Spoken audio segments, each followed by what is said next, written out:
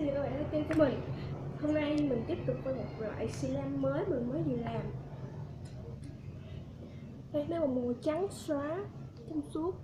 Mình đặt tên nó là water các bạn nhé. Water tiếng Việt nghĩa là nước.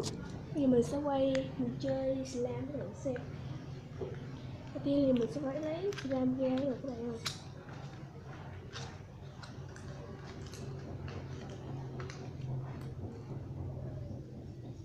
Cái này là một cái dạng dẻo đó các bạn.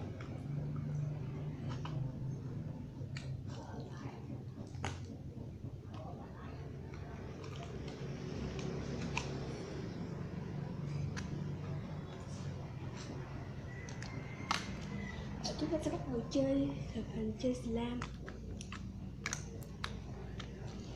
các bạn. Wow, mình sẽ kéo nó giãn ra, sẽ kéo giãn ra nha các bạn.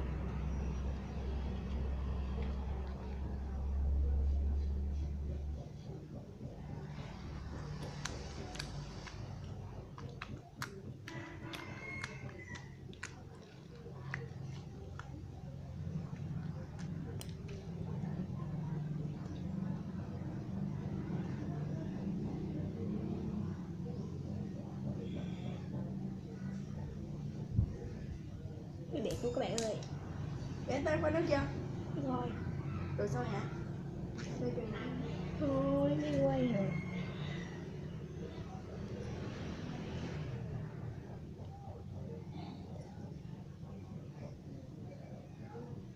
Cái tên rất là phù hợp với hình dạng của nó các bạn.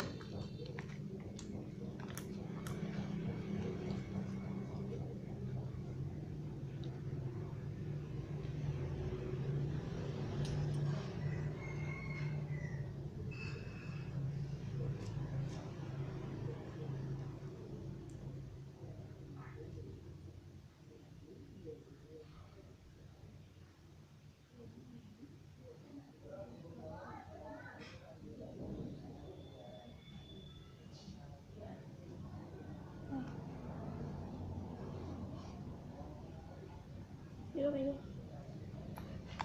Cái này chặt quá nè.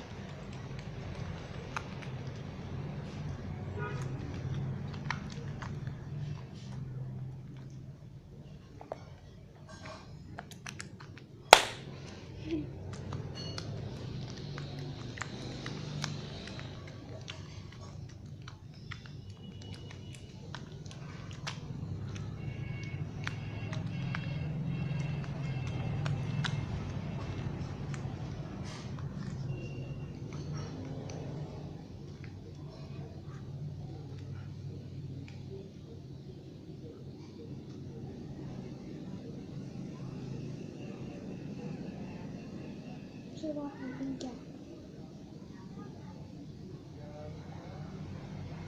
Sẽ chảy ra các bạn.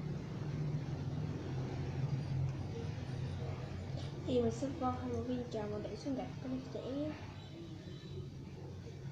Các bạn đưa vo viên trà không được rồi.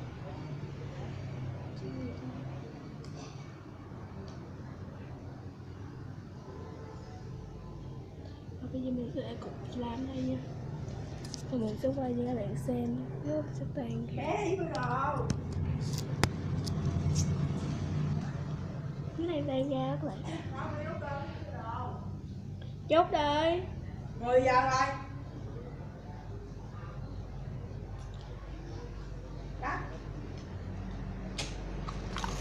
Video của mình đây là kết thúc, các bạn nhớ like, subscribe cho kênh của các bạn.